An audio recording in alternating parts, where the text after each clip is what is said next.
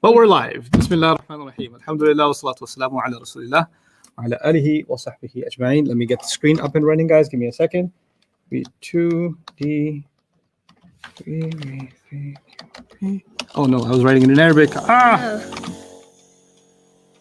You know what I did yesterday? I changed my Siri from English to Arabic. And then I just got annoying because I couldn't speak. No, you can't speak Arabic yet. Yeah. By the way, this is Ahmed's hat, but I'm borrowing it for the day because it looks Islamic. Yeah, it looks holy on him. And I'm just getting sort of religious. It's Friday, it's a thing. You know, it's Jummah. Yeah, you have to be more religious. You have to be holy. Holy. I was also we're in a holy room with the books and stuff. It's the holy part of Bayyinah. Yeah. Okay. Most holiest, honestly. Most holiest. Yes. Actually, that would be the masjid, but okay. Well, second holiest. Okay, Bismillah ar-Rahman ar-Rahim. Hope everybody's doing good. I am going to start today, inshallah, with a review of the quiz yesterday. But before I do that, I want to just review the concept so that, you don't just feel bad about getting an answer wrong. The whole point of quizzes is not to embarrass you. I mean, that's definitely one of the reasons because I really enjoy that. But also the reason for these quizzes is to remind you of the things we've covered.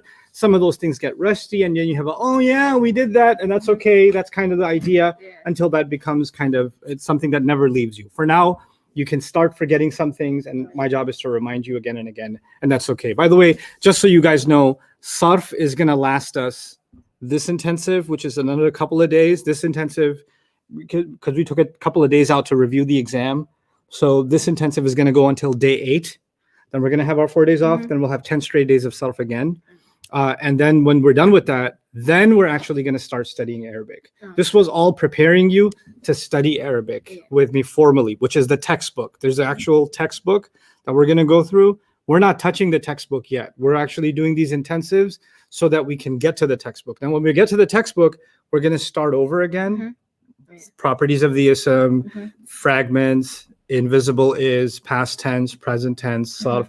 We're going to start going through all of that again. But we're going to go through it as if we are college students, as opposed to me breaking it down for you like that. It's actually going to be the formal textual study with the exercises. And then we're going to get way more into Quran. So even from the beginning, when we do, actually, it's time now that I should mentally prepare you for what's coming.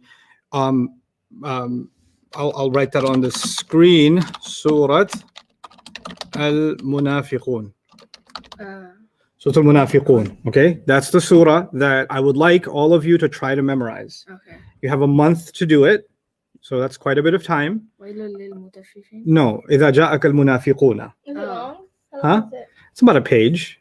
Okay. It's a single page. Okay. So you guys got about a month, maybe even 6 weeks to do it. But what we're going to do now, when we're done with Sarf and we go back to the textbook, is every day we're going to actually take an ayah of Surah Al-Munafiqun, and everything we learned, we're going to see it in action in this surah. And so by the end, when we're done with this surah, you're going to know the surah by heart. You're going to know all the grammar that you learned with me, not just in theory, but inside of that surah. So what's the point of that? By the end of that, you know one surah, and you know all the Arabic you learned applied on that surah. So one portion of the Quran is actually something you know in terms of the Arabic that you've learned, right? So you're not just, because right now in exercises, there's an example from over here, there's an example from over there, and they're all over, right? But now we got to start building our Quran base, right? And the best way to do that, and that's, some students ask me, how am I going to build vocabulary? This is how. You're going to study the surahs with me. You're going to go through the Arabic of the surahs with me. And one thing I would like, I can't make it mandatory on you to do this. I would like for you to do it. If you love learning with me, and if you want me to think of you as a good person, then you'll do this over the next month on Bayyinah TV. There's a section on deeper look. So in the Quran studies, there's a translation of the Quran, which is brief, and then there's a deeper look study. Okay, and in the deeper look, I've given lecture on Surah Al-Munafiqun, which took me it's a page-long surah, but it took me about 10 hours, I think it was, 10 or 8 hours to teach. Compared to this course, we've done more than 10 hours. Right, but I don't want you to take notes on it. I just want you to kind of casually listen to it. So you know what's going. You learn something about the surah. You're memorizing the surah, and you're learning the Arabic of the surah with me, right? So you're hitting it from three ways: memorization, Arabic, and then the tafseer of it, right? So you've got all three hitting you at the same time. And what that does is you have something tangible. You can say after that, well, you know what? I know one surah pretty well. I know a decent amount about this one surah, right? And then inshallah, from there, it'll become 2 surahs. And from there, it'll become 3 surahs, etc., etc. My goal for all of you, ideally, is by the time we're done studying the Arabic, you've memorized with me at least 1 juz or maybe even more. But we'll pick a surah, we'll pick a passage, and we'll do that. So instead of just saying, oh, memorize all of 30th juz or something, and some of you have already done that, and some of you just know the short surahs and things like that. Some short surahs will be there. But I'm going to start giving you passages from different parts of the Quran that I think are really beneficial for your Arabic studies and also for your Quran studies. So let me talk about Quran studies for a moment for both of you so you understand what I'm doing here. So one of the things that I really benefited from with my teacher, Dr. Abdul Sami, was instead of going through the entire Quran, I did hear the entire Quran from him, like the explanation of it in brief, but then he kind of made me memorize, I think it was about 25 different places in the Quran. Not entire surahs, sometimes entire surahs, sometimes just you can think of it as a passage or a paragraph, right?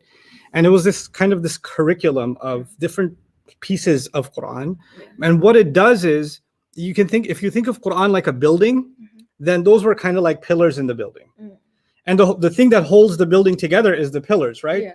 So if you understand these few passages, then everything around them starts making sense. You start making sense of the Quran as a book.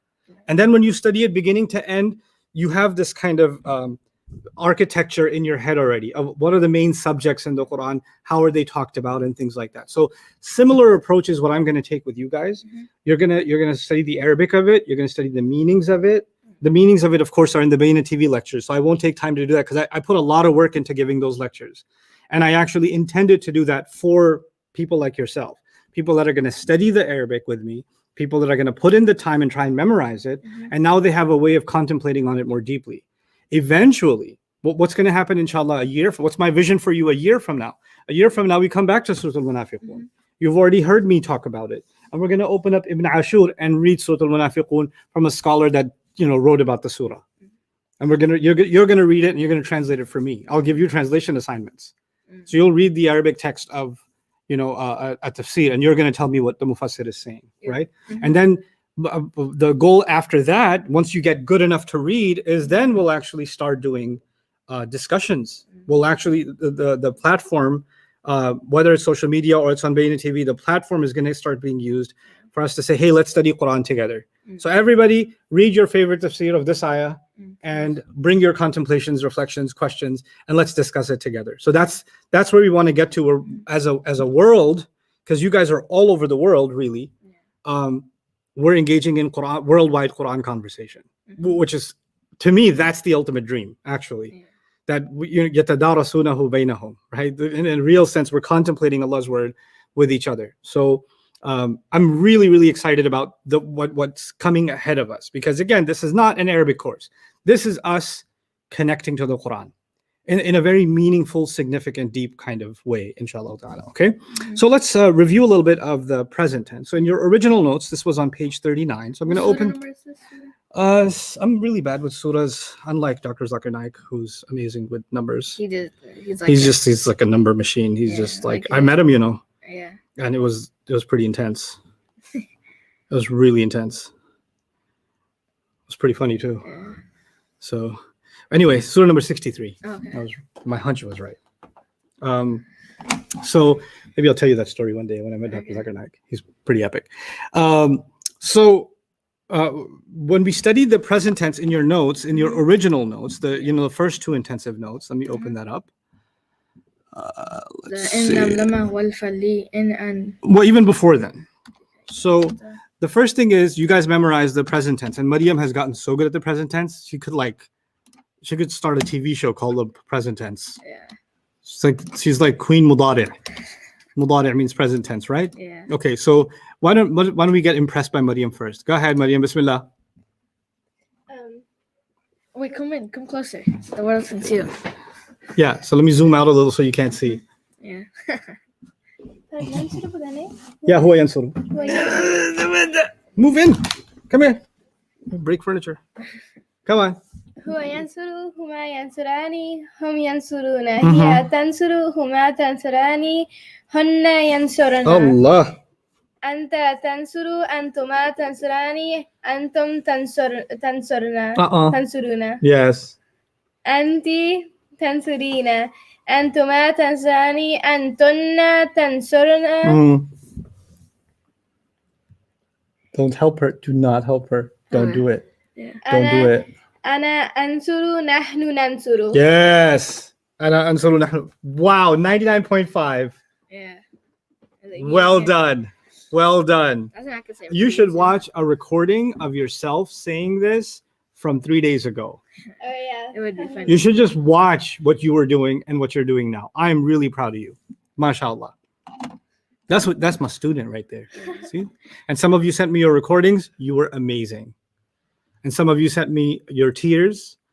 Ustad, I can say it, but not as fast as you. Yeah, because I'm like so much better than you, humbly speaking. But anyway. No, you messed up. Oh, you can do it fast, but you better shoot on target. No.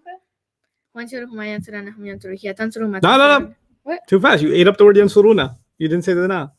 وينصره ما ينصراني هم ينصرون هي تنصره ما تنصراني هن ينصرن أنت تنصر أنتما تنصراني أنتم تنصرون أنت تنصرين أنتما تنصراني أنتم لا تنصرون. Right. أنا أنصر نحن ننصر. هو تنصر ما تنصراني هم تنصرون. Oh no, there's not us. Don't do it this fast. You can't do it yet. You're not at the Super Saiyan level yet. It's okay. And doing it fast is not the goal. But anyway, so let's come back to the work at hand. So yansuru and the words that end with u are underneath it. Yansuru, tansuru. Then again, tansuru and ansuru and nansuru, right? Those are the ones that end with u. When you make them light, you make them yansura, tansura, tansura, ansura, and nansura, right? So when you want to make these guys light, you just make them with a fatha. Then if you want to make them lightest, you say yansur, tansur, tansur, ansur, nansur. So the present tense has three weights: normal and light and lightest, right? In the second column, you've got yansurani, tansurani, tansurani, tansurani, right? It's a repeat. But how do you make this column light? Well, the light version is just get rid of the noon. Yansura, tansura, tansura, tansura. And the lightest version is the same thing. Yansura, tansura, tansura, tansura. The same thing happens with tansurina over here. The normal version is tansurina, the light version is tansuri, and the lightest version is also tansuri. Then there were these yansuruna, the noon goes away, yansuru, right? But yansurna, the women, they don't have the light and lightest. They stay the same, remember? So yansurna is normal, yansurna is light, and yansurna is also lightest. No change. Tansuruna is normal, the light and lightest version are what? Tansuru. And then tansurna is normal, and the light and lightest versions are still tansurna. No change, right? So that was the normal light and lightest kind of scheme, right? Then we learned about what makes a word light and what are some reasons a word becomes lightest. The basic, there's lots of reasons, but the most basic reasons are the light harf and the lightest harf. So the light harf are an, lan, likay, idhan, hatta. And the lightest harf are in, lam, lamma, wal, falli. Can you pull up the quiz, Jawad? I sent you the link already in private chat. Okay. I can say now. Okay, so I pulled it. Oh, I pulled it up on the wrong. Okay, let me go over here. I don't know what you're doing, but now showing. Don't machine gun. I was showing my awesome skills. Okay, don't show them yet.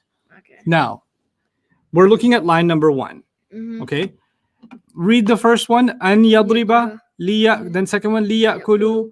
Then lam, lan, in, hatta, wal, in, an, fal. Easy answer. Before you do anything else, is it light or lightest? That's the first thing. If it's an, lan, likay, idhan, and hatta, then it's light. Light. Yeah? So number 1, light or lightest? Light. Light. Number 2, Light. light. Very good. Lightest. Light, and by the way, it could be lightest too. Oh yeah.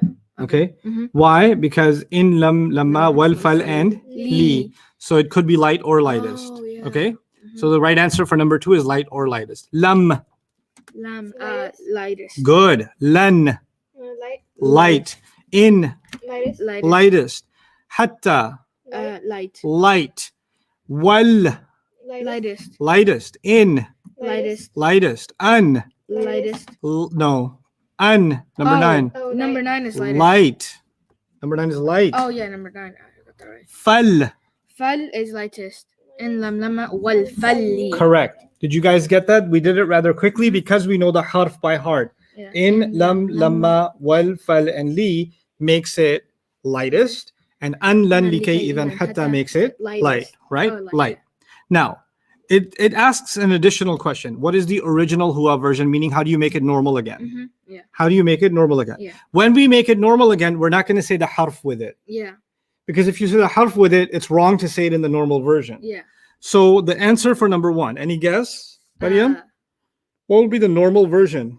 Yadriba. No, that's not normal. That's Oh. light. What's the normal version? No. Yadribu. Yadribu. Oh, yadribu. The normal ends with u. Oh, The yeah. light ends with a. The lightest ends with sukun. Sukun, yeah. Right? So if it had an a, the normal version would have been yadribu. Yadribu. Everybody got that? The first one would have been yadribu with just a dhamma. Very good. See. Amreen, good. Sanya, huwa. Yes, huwa, but what's the original huwa version? Now, we actually, let me answer that too. So let's go to the second one, liya'kulu. Oh, I know this one. Wait, before you do this one, let me explain something because everybody needs to hear this. Ya'kuluna was the original. Mm-hmm. Ya'kuluna was the original. Yeah. Meaning ya beginning, una ending, right? Mm-hmm.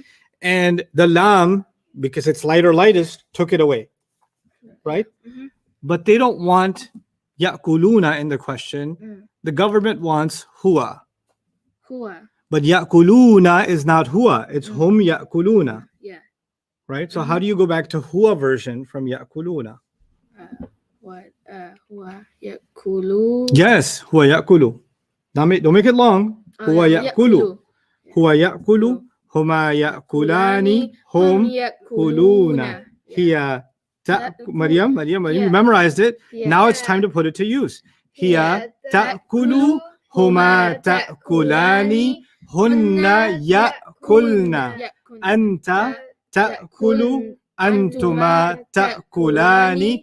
Antum ta'kuluna. Anti ta'kulina. Antuma ta'kulani. Antunna ta'kulna.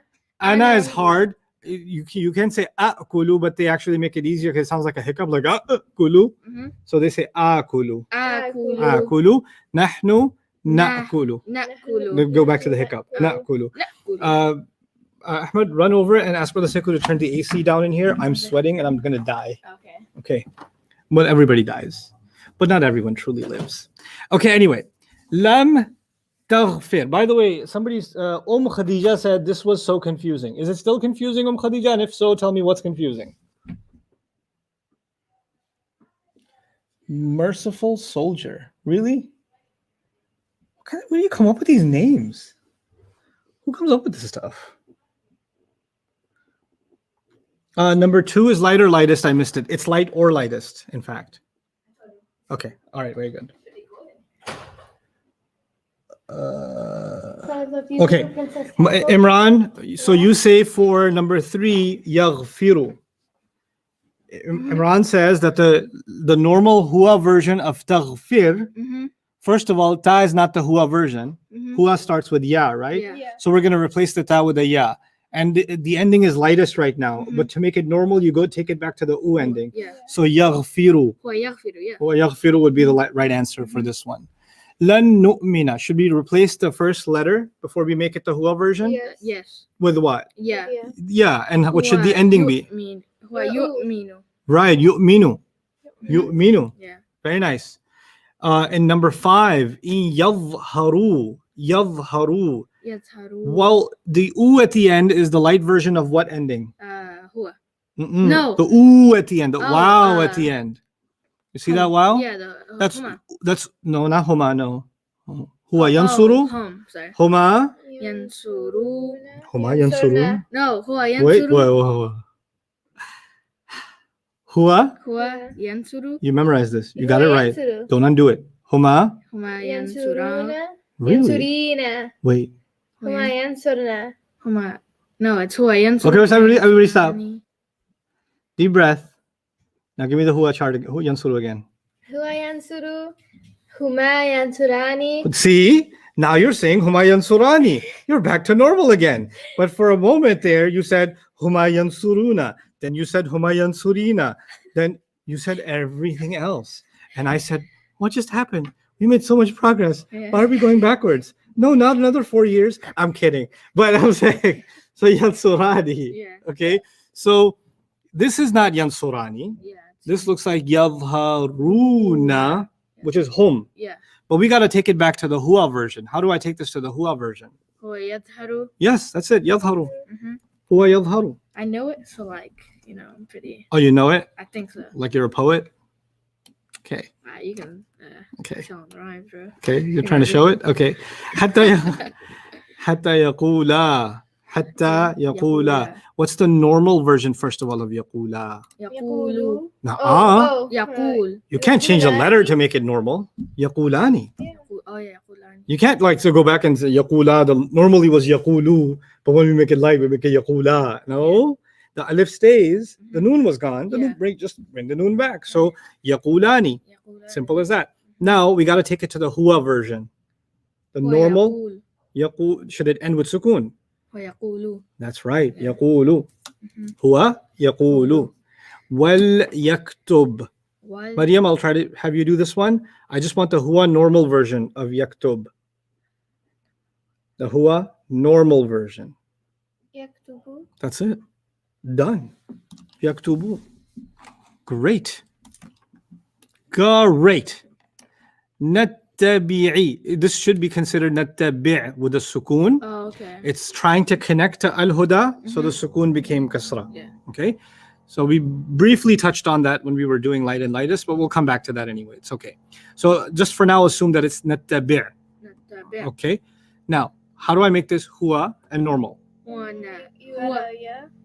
Huwa, read the word. Oh, huwa. Oh, take the noon away. Good. And put a ya. Right. So, yattabi'u. Yattabi'u. Nicely done, guys. In yut'imuni, an yut'imuni. Some students said, Ustad, why is this heavy? It's not heavy. This is not a noon. You didn't learn uni ever. Yeah. You learned una, right? Yeah, una and ina. Una and ina. This is neither of those. Mm-hmm. You know what that is? Let me show you something. If I said yansuru, he helps. Mm-hmm. If I said yansuru ni, that would be an attached pronoun. Mm-hmm. Yeah. Ni comes from what? Ni comes from ana. Right. So who helps who? I help. You. No. No. Whoa. There's no wait. you here at Yeah. all. Oh no, he helps. First of me. all, no. Wait. Hold. Breathe. Old lesson. When you have an attached pronoun, you pretend it doesn't exist. Oh yeah. Then you look at the beginning and translate that. Are you able to translate huwa yansuru? Yeah, he helped. He helped or he helps? He helps. He helps. Now don't go back on that. Mhm. Don't change it because you got that right. Yeah. Once you get something right, it would be a really bad idea to go back and make it wrong again. Okay. Right? So he helps. We're Me. good. Now, me. Oh. Because me comes from ana. Yeah. Now, what was the problem? You guys said I helped. Oh yeah. Oh, that's past tense. No. First of all, you should be looking, or even I help. That's still wrong. Yeah. Why? Oh, because. And we didn't ignore that. That's right. When you don't ignore it, you get the wrong answer. Yeah. Okay? Mhm. That's really important. Now, Yeah. Or it could be he helps I. which is terrible English. Yeah, but that's Okay. like ancient English. Like. No, it's not he ancient helps English. I thee. It's no, it's You're not. reading Shakespeare, right? No, it's even they don't do that. No, okay, Don't do that. no. Now it was ni, right? Mm-hmm. Yes. Now something I didn't teach you before. It's kind of cool. Sometimes to say ni, they just say ni, Oh, that's pretty cool. which also means me. Oh, okay. So ni means me, Mm-hmm. and ni also means Me. me. Now we have yansuruna. Mm-hmm. Sorry, yansuruna. And I said ni. If I said that, yansuruna ni. What should I ignore? The ni. Right, it's the same as ni. Mm-hmm. Yeah. So what's left? Yansuruna. Right, they help. Mm-hmm. Who do they help? They help me. They help me. What's the light version of yansuruna? Yansuru. Now what do you have left? Yansuru Ni. ni. This still means they help. Mm-hmm. Oh, And this means what? me. No, not we. Oh, me. Me. So We. the question was yut'imu ni. They feed me. Oh. They feed Feed me. me. Okay. And then number 10. I feel like the numbers are placed on the wrong side. Like Didn't get the fourth one on. No, I'm sorry. What's the fourth one? It's on the right side. yeah, but it's, لن نؤمن you didn't get? You want to help me with the questions? oh yeah. Oh yeah. That's pretty cool though. I guess like I put it on the right side. I put everything on the left side. I did too. Why would they do that, Ustad? Why not just say ni? Well, they would do that because they're being cool, Yeah. and you will learn the difference between ni and ni later on in sort of other studies in Quran. So There's a one study at a difference. time. Right now, I'm just trying to get you accustomed to this. The purpose behind everything will come in time, inshallah. There's like a reason for them being different. UJ, you tricked us. Gave us a question which we learned. Well, how? What? I'm trying to process what that means. I can't wrap my head around that. Can you give us a question which we learned? They just want to blame you for something.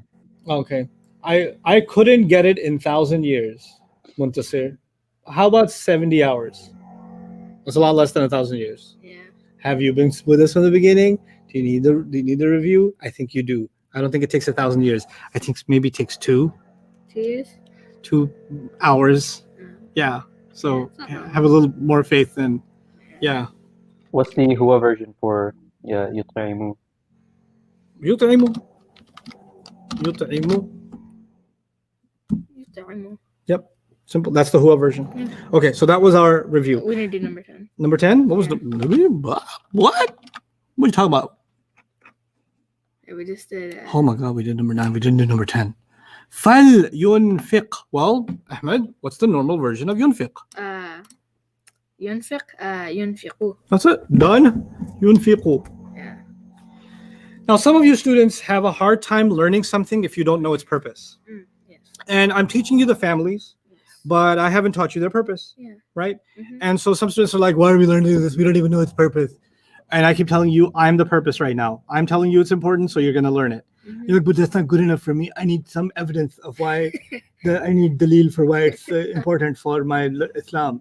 Okay, so I'm going to share with you a little bit of a taste of why families are important to study. Mhm. Okay, and why that's a critical study in Arabic. Okay, so this is again a little bit of linguistics. This is not something that happens in English. So but are we it moving on? definitely happens in Arabic, huh? Are we moving on? Because there's another question on the exam first. We were moving on, but if there's a question quickly, we can take it. Yes. Yeah, on number 2, there's some confusion on how it can be both light and lightest. It could be either one, because li is part of the lightest harf, right? Yeah. And likay, the li, it can be said li or kay, so it could mean either one. The context will decide which one it means. We haven't even gone through the meanings of those huruf yet, but yeah, there's an overlap of lam, right? That's a Li deeper belongs to the lightest group, and li belongs likay, which can be said li or kay or likay if you remember. Yeah. Also belongs to the light group, so there's overlap. Where's the confusion? The confusion is, why did that happen? Barbecue. Barbecue. Just blame it on the barbecue, man. Yep. Bar woman. I don't know. Why didn't they make one Lee different than the other Lee? I don't know. They died already. I can't ask them. They already cast that ballot Yeah. before they died. Okay, so anyway. Yeah. Okay. We're good to go? There's a couple of people saying they're having trouble when they're given a word, taking it back to the normal and then back to the hua, if there's any tips on that. Yeah, actually, that's something that we just started doing in this quiz. and it's something that we're going to actually dedicate hours to. So a session is going to be just on how do you find a word and take it back? How do you find a word and take it back? Because that's a huge part of your learning, and we haven't dedicated time to that skill yet. So that's actually something I plan on doing with you. Your sarf study is made up of certain skills. The first skill is memorizing the families. Yeah. Then the second skill is going to be taking it back, taking each word back. And that's a skill we're going to dedicate time to, inshallah. It'll come. So be patient with that, okay? So let me now give you a little bit of a taste of what sarf does. Yeah. The Arabic language mostly is made up of words that come from 3 letters. Yeah. So these are called root letters. In English, we call them root letters. Yes. Some people wrote, Ustad, I don't understand these rot letters. No, they're not rotting letters. They are root letters. Yeah. Because the reason they call them root letters is because it's like the roots of a tree. Yeah. The roots lead to a bark, then it leads to branches, then it leads to fruits and leaves, etc., Yeah. etc. But all of them are tied to the root, right? Yeah. So these 3 letters, ayn, lam, and mim, create an entire tree of words, and all of them can be traced back to ayn, lam, and mim. Okay, so so most words, not all words in Arabic, are made up of how many root letters? 3. Okay, Yes. how many root letters? 3. 3. Okay, now some are made of 4 and some are made of 5. That happens too. Yeah. But that's later. Right now, 99% 3 letters. Okay. Yeah. Now, we can call them letter number 1, letter number 2, and letter number 3, but that's lame. Yeah. That's So not the cool. Arabs decided that they're going to call the first letter, they're going to call it the fa letter, Father. which is easy to remember because fa for first, Oh yeah. Father first. right? So the first letter is called the what letter? The fa letter. The father. So when I say the fa letter, I mean the first root letter, Yeah. right? And the last letter is called the lam letter, which is easy to remember, lam for last. Yeah. So here, ayn would be the fa letter, Yeah. and mim would be the lam letter. Oh yeah. And the middle is called the ayn letter. Ayn. Okay. Why? Because they wanted to come up with the word fi'l, Oh, that's right? cool. Yeah. So the first letter is called what letter? The The fa letter. The second letter is called the ayn letter. And the third letter is called the lam letter. Okay? Yeah. The fa letter, the ayn letter, and the lam Lam letter. letter. Okay? So if I gave you this, what's the fa letter? Sin. Sin.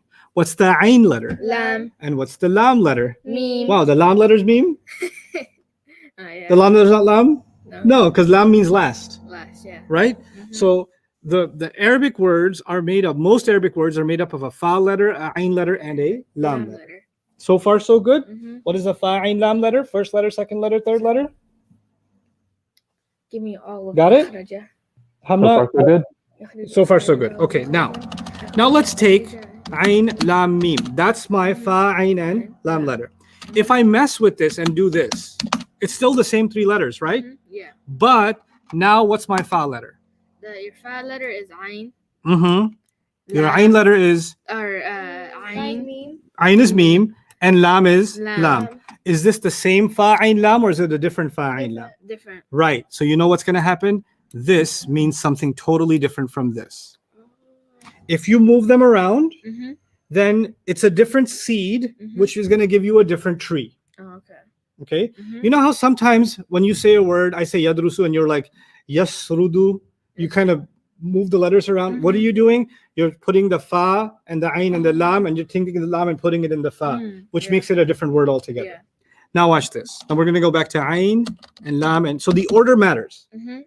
Any word you make from this, it could be a big word or a small word in sarf. Yeah. But one thing will always be the case. When there's a race between these 3 letters, and the fa letter will always come first, Yeah. and the ayn letter will always come second, and the lam letter will always come third. Third, They could even have other letters in between, but between these 3, it'll always be fa first, ayn second, lam third. Okay. Okay? Now So watch you this. could put the meme in the front and it would like change the That would change the meaning. That's not the same word anymore. Okay, now watch this. Yeah, like أفلح يفلح إفلاحا فهو مفلح أفلح يفلح إفلاحا فهو مفلح الأمر منه أفلح والنهي منه لا تفلح والذات منه مفلح. think I'm getting better at like creating the little thing.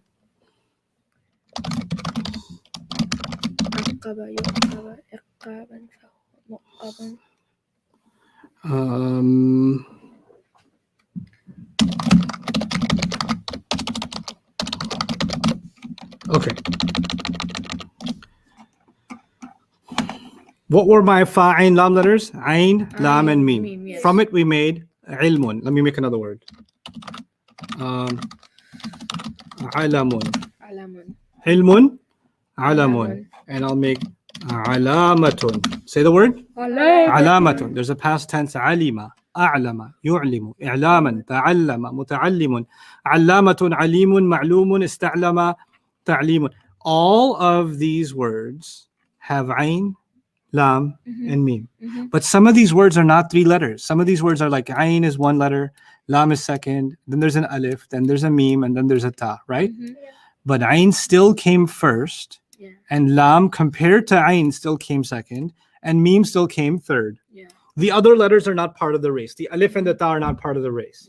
They're actually not part of the root. They are part of the shape. We talked about root and shape. Now you're going to learn something more. Every one of these has the fa, ain, lam letters. Ain, lam, and mim are the fa, ain, lam letters. Those are your root letters. All the other, the harakas you see and the letters that you see, that's all the shape. That is all the shape. Okay? So check this out. Ilmun, I say, if I asked you, what's the shape of ilmun? You would say the shape of ilmun is fi'lun. Oh, The shape of ilmun is fi'lun. What's the shape of alamun? You would say fa'alun.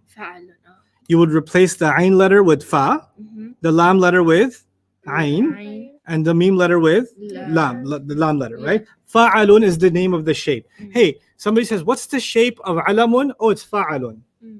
What's the shape of alamatun? Alamatun. What are you going to replace ain with? And the lam with? Fa'alatun. So you left the alif alone, you left the ta alone, right? This is fa'alatun. The shape is called fa'alatun. What's the shape of alima? Fa'ima. Don't make the last letter is not mim. Oh yeah, fa'ila. Fa'ila. Yeah. The shape of alima is fa'ila. What's the shape of a'lama?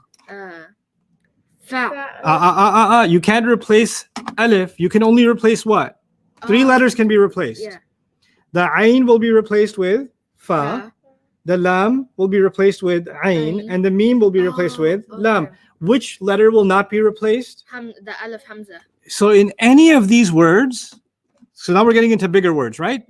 In any of these words, there's more than 3 letters. But only 3 of them can be replaced. Which 3 will be replaced? The fa letter, the ain letter, and the lam letter. And you're literally going to replace them with fa, ain, and lam. All the other letters and sounds, you will keep them exactly as they are. Now think about it and tell me again. A'lama. What's the shape of a'lama? Af'ala. Af'ala. Af'ala. What about yu'limu? The ya doesn't get replaced. Yuf'imu. Yuf'ilu. Yeah. What about i'laman? If'alan. What about ta'allama? What am I going to replace again? Ain, lam, and mim, right? So what's going to stay? The ta. Ta's going to stay, the shadda's going to stay, the harakas are going to stay. Only the letters are being replaced. Okay? So this one would be tafa'ala. Tafa'ala. Very good. Okay. Muta'allimun. So we're only going to change ain, lam, and mim. Right. So mu will stay, ta will stay, right? Okay. Mutafa'ali.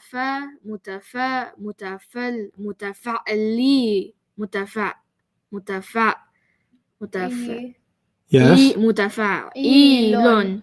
Now say it again. Mutafa'ilun. The E is too long. There's no ya there. Oh, Mutafa'ilun. Yeah, that's right. Allamatun. The lam will, the ayn will change. Mm-hmm. The meme and the ta marbuta. Ta marbuta won't change. Oh, well, it's ayn, Mo- lam, and Oh, mim. ayn lam. Only ayn, lam, and mim change. Mhm. Mariam's gonna do this one. Allamatun. Yeah. Fa'matun. There's no meme in the fa ayn lams. Fa'latun. Fa'latun. Let's try. So fa letter, Yeah. fa. Ayn letter replaced here. Yeah. So the ayn letter should have a shadda and then an alif after it. No. Yeah, because Sure. the middle letter has a shadda and an alif, right? Mm-hmm. You don't get Oh yeah, I should have. So, that. Yeah. fa. Look, I'll show you. Allamatun. What's the ayn replaced with? Fa. Okay, what's the lam replaced with? Ayn. Isn't that what I should do? Mhm. Yeah. Fa. And then the meme should be replaced with, La.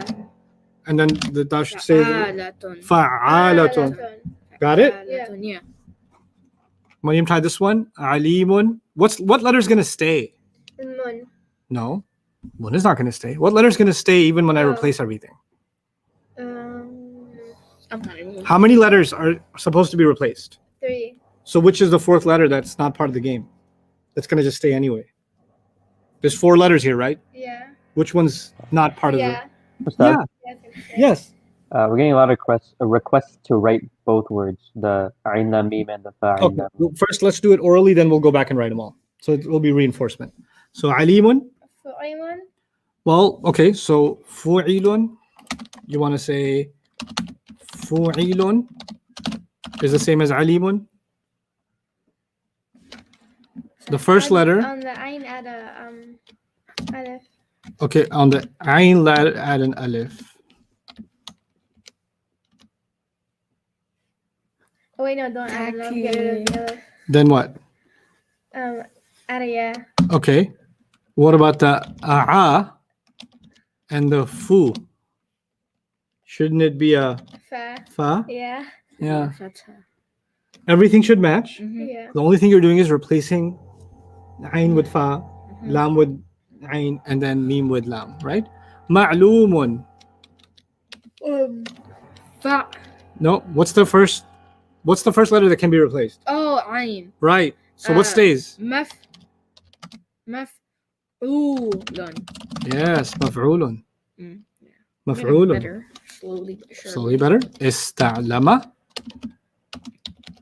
Ista'lama. What do you think? Do you see now why they invented algebra, by the way? Oh yeah, they did. There's a value of x, value of y, value of z. Replace the variables. That's all they're doing. Sarf is algebra. Anyway, So if you get Is good that- at this, guys, you'll be good at algebra. that's correct. Oh, really? Istaf. Istaf.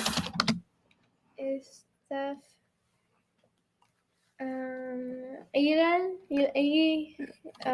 E, and then the last letter should have a, Lun. because this one had a lun. Lu. Lin. Wha- Lim. So last letter has, M. wait, what's the last letter? Meme. Yeah, me. What sound does it have on it? Mu. That's a Wait, mu? Would it? It's a coon. Oh, it's sukun, so it should go with the ayn, so it should have that too. So where?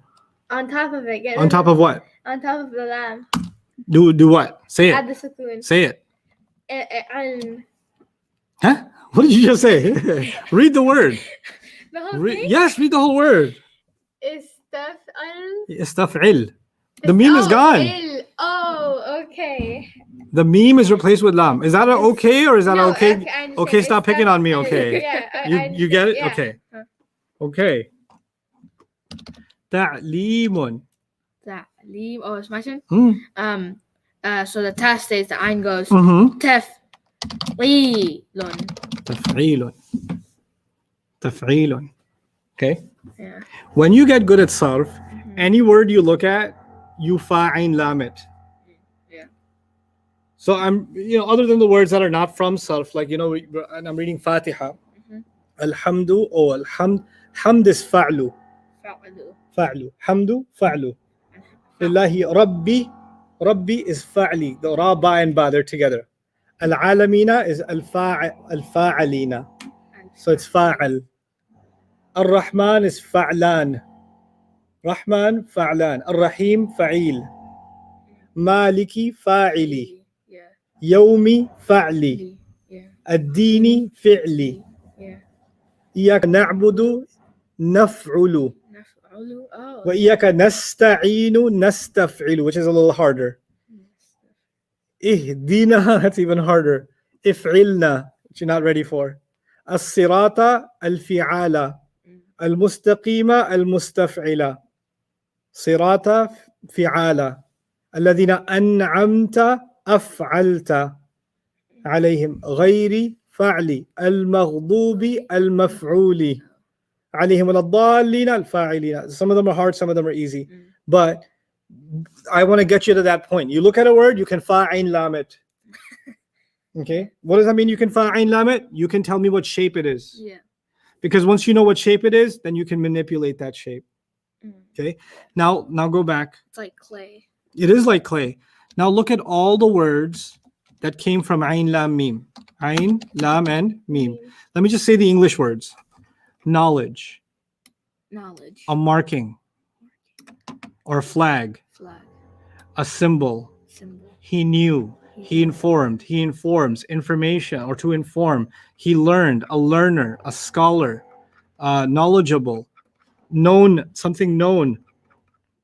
Seek to inquire. Education. All of those words in English have something to do with knowledge. Yeah. A flag is a symbol by which people are known, or a marking is by which a road is known. And to know and to inform and to teach and to know or to inquire, all of them have to do with knowledge. But aren't each of them different? In English, do you spell knowledge, inquiry, education, learning, teaching, let's say informing, and all the words related to these, do you spell them the same way? They all have the same letters in them? No, they're completely unrelated. But what did Arabic do? Arabic did something incredible. Once you know the word knowledge, then all the words that have to do with knowledge will come under its they'll be the plants or the leaves that come out of that tree, because the root of all of them is knowledge. And so all the derivatives of knowledge in language are going to come from that one root. And that's what sarf allows you to do. Sarf allows you to learn all the vocabulary related to knowledge, because you know sarf and you know the words ain, lam, mim. And now you could build an entire library of words that have to do with anything. Any connection to knowledge will come from those words. That just teaches us the value of, like, if you mistake one, like haraka. Right, because look at what happens between ilm and alam. Yeah, ilman. Ilm is knowledge. Alam is a flag. Yeah. Totally different. Yeah. What happens when you add a ta? Allama means he taught. Yeah. Allama, you memorize that family. Allama. Allama. And ta'allama is a different family, means he learned. It's the opposite. And so the changes in the shapes and the families that we're learning, each family does something. Each family does something to the root, right? And when you take that same root and you put it in a different family, it does something else to it. Then you take that same root and you put it in a different family, it does something even other than that to it. So each family does something new to the same word. So in the Quran, you'll find this is what's the fa letter, what's the ain letter, what's the lam letter? The fa is the noon, the ain is the zal, and the lam is the lam. Yeah. Allah says anzala. He says nazzala. He says tanazzala. And he says nazala. He says all of these. Yeah. They all have the same root, but this one is af'ala. This one is af'ala. This one is fa'ala. This one is tafa'ala. And this one is just fa'ala. Yeah. So the root is the same, but the shapes are all different, right? Now think of it this way. When you have different drinks, right? And you put the same mix in all of them. Yeah. Like let's just say it's sugar. Or let's just say, let's just say it's some lemon flavor, Oh yeah. right? And you've got orange juice, you've got apple juice, you've got different kinds of juices, right? But you're putting the same lemon flavor in all of them. Yeah. Are they going to come out different, all of them? Yeah. Yeah. This is the same root letter, but you're pouring it into different shapes, and every time the meaning is affected. Yeah. Every time. So each family has its own set of meanings, right? Once you get good at families, then we learn, okay, you know what? In the Aslama, I called it the Aslama family. Right? Actually, officially, it's called the Af'ala family. Oh, af'ala. Because they don't say Aslama, they say Af'ala. Af'ala. And then they call it the Allama family, they call it the Fa'ala family. Oh, yeah. And then the next family will be the Fa'ala family, and then the Tafa'ala family, and then the Tafa'ala family, and then the Infa'ala family, then the Ifta'ala family, and then the Istaf'ala family, and Istaf'ala family. Now, when I do that, though, there's a lot of fa'ala, because it's af'ala, fa'ala, tafa'ala, infa'ala, ifta'ala, istaf'ala. There's a lot of fa'in lam, and students get really overwhelmed with that. So what I decided to do many years ago is we'll do that later. Right now, just call it aslama and call it allama. Allama. That's pretty smart. Okay? As opposed to saying af'ala, fa'ala, fa'ala, it's already overwhelming, and then like they all sound the same because I hear fa'in lam all the time. Yeah. I'm failing at this. Yeah. Right? So that's why I give you different letters, but actually you should know that the sin here represents the fa letter, the lam here represents the ain letter, and the mim here represents the lam letter. The same way here, this is the fa letter, this is the ain letter, and this is the lam letter. So what happens in the aslama family? You get af'ala. And in the allama family, you get fa'ala. And whatever letters I give you, if I give you 3 letters, like if I give you this, right? So you're gonna put it. The fa letter will be qaf, the ain letter will be ra, right, and the lam letter will be ba, qarraba. And if I put it in this family, the I is untouched because that's not my first letter. My first letter is the fa letter, so it'll be aqraba. Yeah. Okay. So that'll help you make the right sound. So when you say yuslimu, how are you going to put it in there? Yuqribu. Yuqribu, yeah. Because the ya is not part of my fa'in lam. Yeah. Sin is my first letter, lam is my second letter, mim is my last letter. Now here's a really cool thing that's coming later on, you guys. You're going to learn how to use the dictionary. Now in English, if I told you to look up the word, if I told you to look up the word election, how would you open a dictionary and look it up? I don't use it. You've never used a dictionary? I mean, I've used it. Just ask Siri. That's why you have serious. Let me just shed a tear for the loss of human civilization. Like inability over one decade to use the dictionary. No, because we can just Google it now. Hold on. I've used it before. It's just like School they make us use the dictionary. but it's too much. And, It's like 500 pages. I know, it's a book. You have to open it. It's so crazy. It's so ridiculous. Why would you open a book for knowledge? You can just tap and get the information. You're right. Okay. So this is hard to explain now. I mean, me and my friends, we just like you can like search. You can search the spelling of a word. Yeah. Right. But the way the Arabic dictionaries are organized, the ancient Arabic dictionaries, you saw the word. Sorry, alima, ilmun, ta'limun, and isti'lamun. Right? So the way they organize them usually is alphabetical, right? So you go to the ain section and you'll find these 2 words. And you go to the ta section, you might find ta'limun. Wrong. You got to find the root letters, ain, lam, mim. And then you got to open up a lisan al-arab, which I'll teach you how to do. And you'll go to the ain chapter, then find ain, lam, mim. And all the words that came from ain, lam, mim will be under that word. So those 50 words we made are not going to be in 50 different searches in the dictionary. They're all going to be in the same place under the same root. So when you study the Arabic dictionary, you just study the root, and then all the words related to it come under there. It's not alphabetically organized, it's root alphabetically organized. So if you don't know sarf, you can't use the dictionary. If you can't effectively use the dictionary, you can't look up the deeper meanings of Arabic words. Because the lame dictionaries, like there are dictionaries online, you can put in an Arabic word and it can tell you the meaning. But that's not how I want you to study Quran. Those are modern Arabic meanings. I want you to study the people that spent their lifetime traveling the desert to find out what a root letter means. This happened in early Islam. People traveled across the desert to see how the ancient Arabs would use a certain root letter, and they documented it. They made journals out of it. And then eventually that was documented into the study of judur, the root letters. And now we get to go back into their ancient journals and see, oh, in this root letter, this shape and this shape and this shape, and this is how the Arabs use this one, and this is how they use this one, and this is how they use this one, and this is how they use this one. And we're like, oh, now I see how Allah used it here. So it's going to be so epic for you to know that, but you can't if you don't understand the relationship between root letters and sarf, right? Because you can't just look up the root letter. You got to know what root letter and then what family was it in. Because meanings, now here's the bottom line, meanings in Arabic, meanings of words, not of sentence, meanings of words. They come from roots, Yes. plus or multiplied by, actually, the shape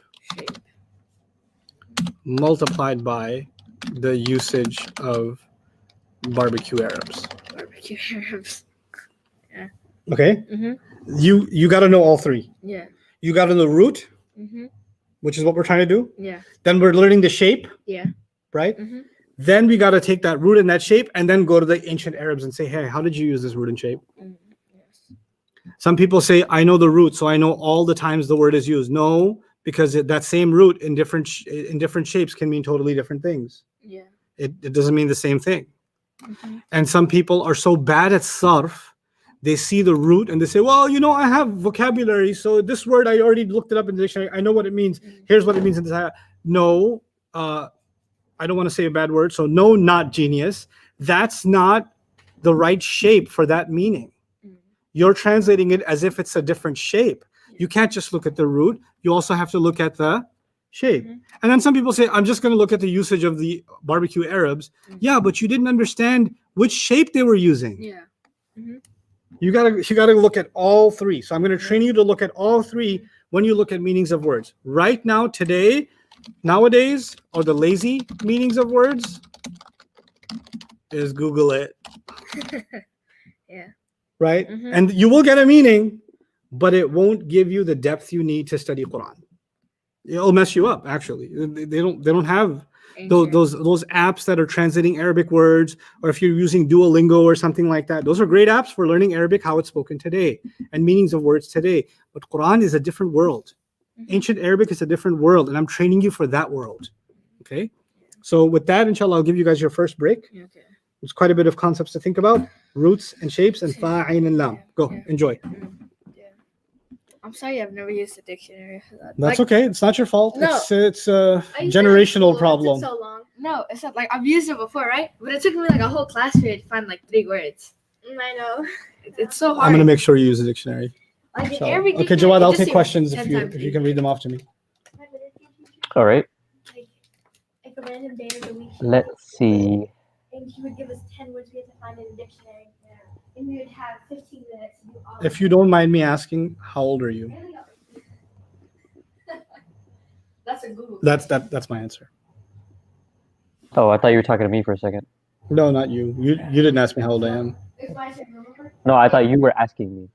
No, That no. was in a different tab. Oh, I was really? in the Bayyinah website tab. No. How long is the break? 2 months. What is Sada, shape? How many families? Huh? How many families are there? There's so many. No. There's going to be for these 2 units, meaning this intensive and the next intensive, there's going to be 14 families. 8 big families and 6 small families. But it sounds intimidating, but it's not. It's actually pretty easy. They're in groups. So you're almost done with group 1, and then we're going to learn 2 families at a time, 3 families at a time, because they go together and they're almost identical. So their memorizing patterns are pretty easy. So 14 families altogether for our study, maybe 15. In actual self-studies, 37. in advanced surf studies, 37 patterns. But most of that's never used, because then they start getting into 4-letter roots and 5-letter roots and all that stuff. But we don't really care. What's a good dictionary they can use? You can't use a dictionary yet. Bye. When you're ready for it, you will use Lane's lexicon to start with. You will use Edward. That's going to be difficult, but you're going to use Edward Lane. And you're going to use the Nazi guy's dictionary. What was his name? Hans Wehr? Hans Wehr. Yeah, he was Nazi. The Nazis commissioned a lot of Arabic studies, unfortunately. But some of the best Arabic studies is what they did. So the Hans Wehr. Eventually, you'll also get into a Quranic dictionary. Abdul Halim has a very good one. It's expensive, but it's a very good one. We'll get into the dictionary work later on. But my training you will not be to go to an English dictionary. I will train you to go to Arabic dictionaries. My job will be to get you the same dictionaries I study when I'm preparing for tafseer. That's my goal with you. How many groups of families? You can think of 2 big groups. They're called Mazid Fi and Mujarrad. We'll learn that soon. But you can say the 8 big families are one group, and then the 6 small families are another group. And in fact, the smaller families are harder. Is it too early to know the subtle differences between the families? Is that what the question was? Let me see if I can find it. How long is this course? There's no end. Do you? So the difference between the Aslama and the Allama family, the differences between the families, when I'm done with teaching you all 8, then I'll have sessions on that. Because it's not a simple answer. Some people try to give a simple answer to that question. The truth of it is, when you give simple answers to Quranic Arabic, then people oversimplify and then they come to the wrong conclusions about ayat. So I avoid doing that. So I will tell you about the families and how they give you different meanings. But when we're done, at least learning 8 families. Now we're 2 in, hopefully 3 in today. We'll get to the 3rd family today. And that'll be our first big group. And inshallah, maybe when we're done with all 3, then I'll compare them. And maybe not wait until all 8. But one group at a time is better to show you the meanings. What's a root letter? Is it fa, ain, lam? No, a root letter is 3 letters that have a certain meaning. And then from those 3 letters, you can make a bunch of words. So ain, lam, and mim are root letters in Arabic in that sequence. And then from that, you can create a bunch of words. So all of Arabic vocabulary, most of Arabic vocabulary comes down to root words. And those root words are 3 letters at a time, most of them. Like, think of any word in Arabic. Kitab, right? Kitab. The name of the Prophet ﷺ, Muhammad. Muhammad is an ism maf'ul from hammada yuhammidu tahmid. Allama yu'allimu ta'liman, right? So it's hammada yuhammidu tahmidan fahuwa muhammidun. Hummida yuhammadu tahmidan fahuwa muhammadun. Al-amru minhu hammid. وَنَهْيُ عَنْهُ لَا تُحَمِّدْ وَالظَّرْفُ مِنْهُ مُحَمَّدٌ. So the root letters of Muhammad are ha, mim, and dal.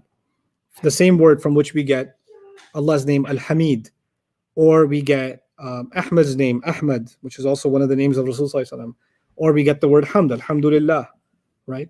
Or Hamad, or Mahmud, right? So that root is ha, mim, and dal, and then from it we get a bunch of words depending on the family.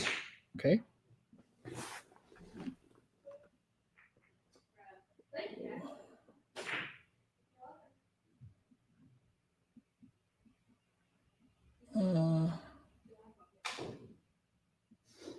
Wow, Wajid Khan, you're really hurting. Okay.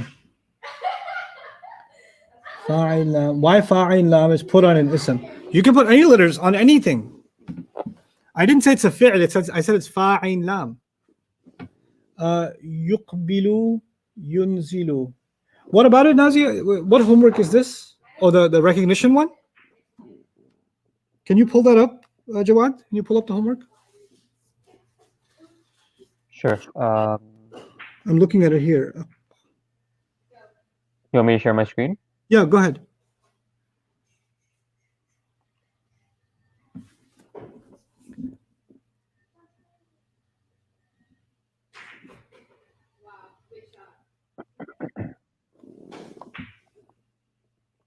No, I wouldn't separate the letters of the word Allah. I'll share my Bismillah paper with you guys. You can read about that. I wrote it 20 years ago. All right, which one are we looking at? I think it was 4 and 11. She said. All right, here's 4. Oh no, it was 3 and 11. Sorry, 3 and 11. So yuqbilu is like aqbala yuqbilu iqbalan. So it's the aslama family, right? And fahuwa muqbilun. And then which one? Number 11. Yunazzilu is because you can tell that there's a u followed by a fatha. So it can't be the yuslimu family because yus is immediately followed by sukun. So yu'allimu makes more sense. Yunazzilu yu'allimu. So this would be nazzala yunazzilu tanzilan fahuwa munazzilun. So it would be the allama family. Is Asiya an appropriate Arabic name? Well, Asiya with a ain would not be a good name, but Asiya is fine. That's not an Arabic name anyway. It's an ancient Egyptian name. Udfiru. Which word? I don't understand the question, Labiba. Homework number 3. It's the same one. There's a question about 18 as well. Okay, let's pop up 18. Okay, yu'minu, because it starts with Hamza, it's a little bit challenging. So it is the Aslama family. I'm thinking you probably guessed that. So like Aslama yuslimu islaman, if I did it literally, it would be a'mana yu'minu i'manan. You notice the hiccups. So the Arabs made it smoother. So instead of saying a'mana, they said amana yu'minu imanan fahuwa mu'minun. Umina yu'manu imanan fahuwa mu'manun. Al-amru minhu amin wa-nahyu anhu la tu'min wa-dharfu minhu mu'manun. But those are irregularities. We'll study those later on. And there are qira'at of the Quran where the Hamza has gone all together. So they said it's too much of a hiccup. So some qira'at you'll hear, وَالَّذِينَ يُؤْمِنُونَ بِالْغَيْبِ. They don't even say the Hamza, right? Because it's smoother. So they'll say آمَنَ يُؤْمِنُ إِيمَانًا فَهُوَ مُؤْمِنٌ. So they'll read it like that.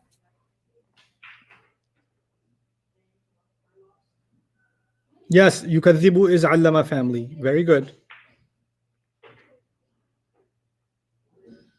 Ustad, can you explain the meaning of the Allama family? Not yet. When I finish the Jahada, the next family, then I'll explain all 3 families together.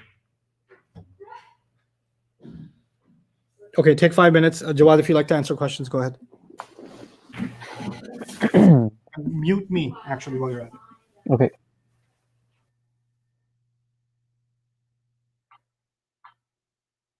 How do we know which word is which family? Well, we're learning the families, right? We're learning the families and all of the patterns that go into each family. So if you see a word that rhymes with any of the words in the Aslama family, Aslama, Yuslimu, Islam, Muslim, Muslim, Muslima, Yuslamu, Aslim, La Tuslim, and Muslim, then you know that that's going to be from the Aslama family. Some of them, they might overlap with other families, but most of them will be unique. Same thing for allama. If you see a word that rhymes with allama or yu'allimu ta'aliman, mu'allimun, ullima yu'allamu ta'aliman, mu'allamun, allim, la tu'allim, and mu'allam, then you know that's from the allama family. Can I do number 114? I'm not sure what you mean by number 114. Explain number 9. I'm assuming you mean on the homework. يتعرض. So all you have to do is go through the past tense and the present tense for aslama and allama, and if it matches, then tell which one it matches. If it doesn't match, then it's not going to be from one of those 2 families. Aslama, it obviously doesn't match. It doesn't have the hamza. We said the hamza will always be there for aslama.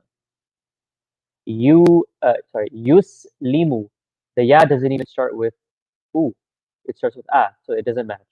Allama, obviously this is way too many letters for allama, no match. Yu'allimu, again, the ya doesn't start with u, it starts with a. So it's neither aslama nor allama.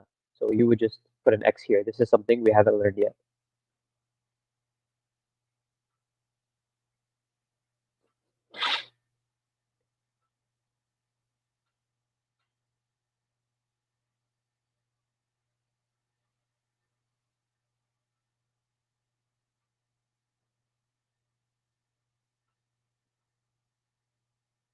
Root letters, as far as you are concerned, will always be 3 letters right now. Yes. Let's do number 14. Yuflihu. Yuflihu. So let's go through aslama first. It can't be aslama because there's no hamza. Let's try the present tense. Yuslimu. So the ya starts with dhamma. Good start. Yus. Second letter has sukoon. Good. Li. Third letter has kasra. Mu. Fourth letter has dhamma. Yuflihu rhymes with yuslimu. So this is the present tense aslama family. So we could take this throughout the whole family. Aflaha yuflihu إفلاحا فهو مفلح أفلح يفلح إفلاحا فهو مفلح الأمر منه أفلح والنهي عنه لا تفلح والظرف منه مفلح.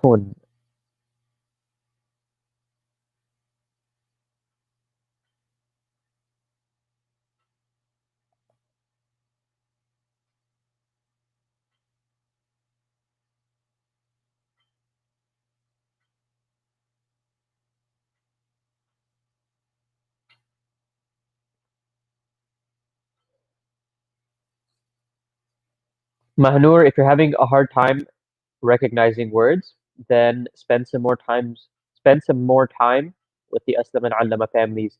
Make sure you're able to make sure you understand those two families, the concept of them first, and then go through this worksheet, the workbook. There's a lot of exercises. This workbook, most of the exercises are focused on the Aslama family, not the Allama family. But if you go through this one, it should give you a pretty good understanding of recognizing the Aslama and navigating through the Aslama family.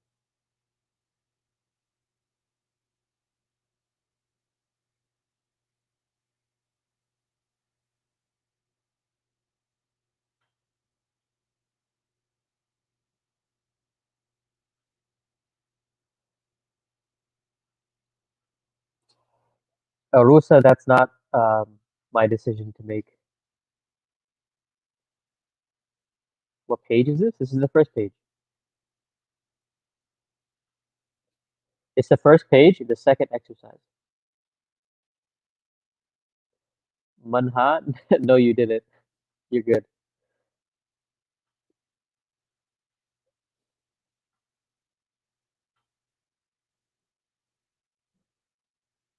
Where should you find this workbook? If you go to the dream.bayyinahtv.com website, go to study materials. Under intensive 3 day 1, you'll find this worksheet.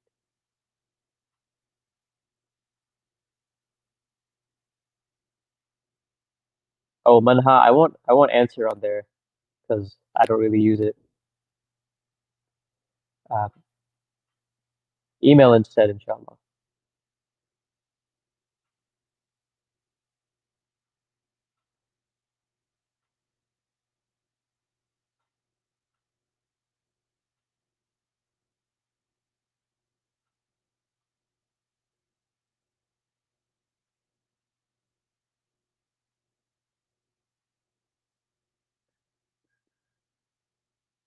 Should you take notes?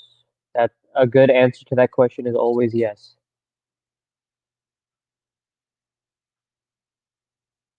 Can I explain number 17? يختص. Okay. We know for aslama we would need a hamza that's missing. It can't be past tense. For allama, the second letter would need shadda. Also, this is too many letters, so it's not going to be aslama past tense. It's not going to be allama past tense. For both families, aslama and allama, the present tense starts with you. This starts with ya, so this is not a match for either of them.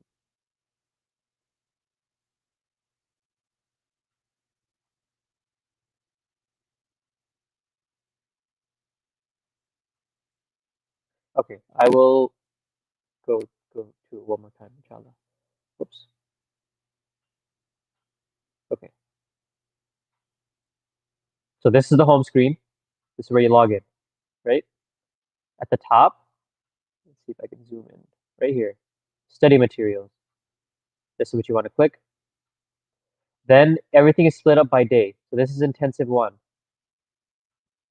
This is intensive 2 stuff. And then intensive 3 is all the way at the bottom.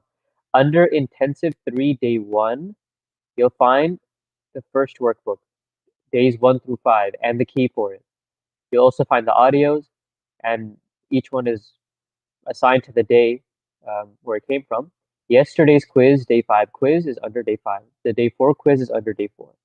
This is the audio from yesterday going through the Aslama and Allama families. So everything is there.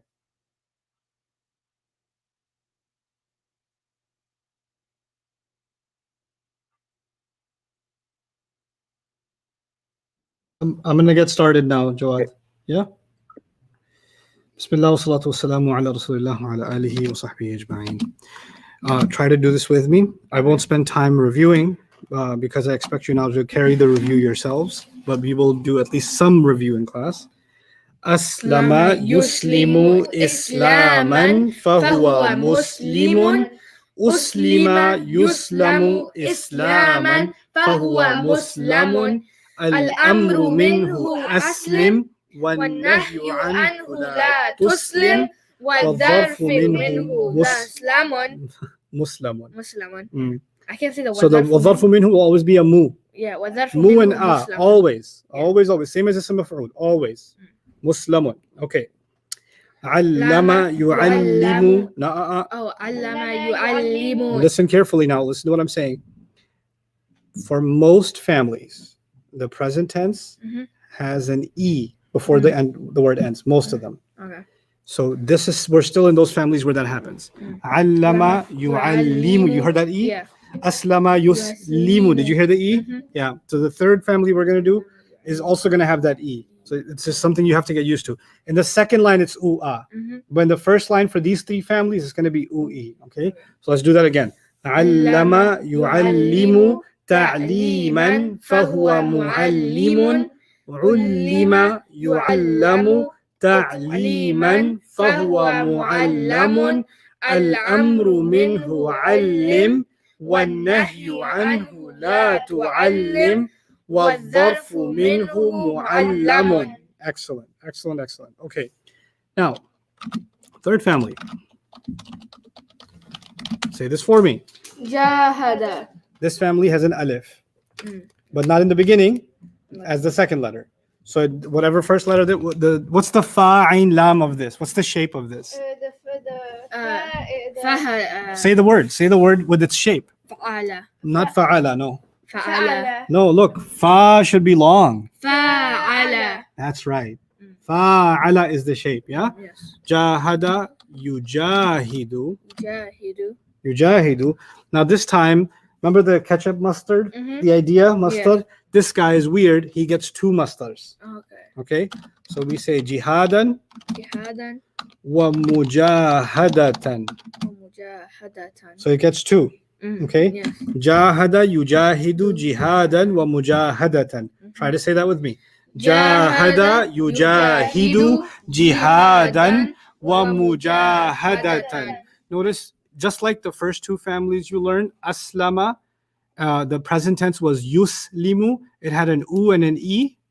Yu'allimu had an u and an e. And this is the third family that has the same thing, an u and an e. Yujahidu. Yeah? And the second family had a shadda problem, right? They like shadda. Yeah. And instead of a shadda in this family, they like an alif instead. Right? So like that was allama. This is jahada. Yeah. If this was the ain lam mim, there would have been alama, yu'alimu, ilaman, wa mu'alamatan. Yeah. Okay? So, jahada, with me? Oh, jahada, yujahidu, jihadan, wa mujahadatan. Okay, try that without looking. Jahada, yujahidu, yujahidu. Okay, well, first I'll have Ahmed try it, then I'll have you try it. Go ahead. Jahada, yujahidu. Good. Uh, Now do it without the start over. okay.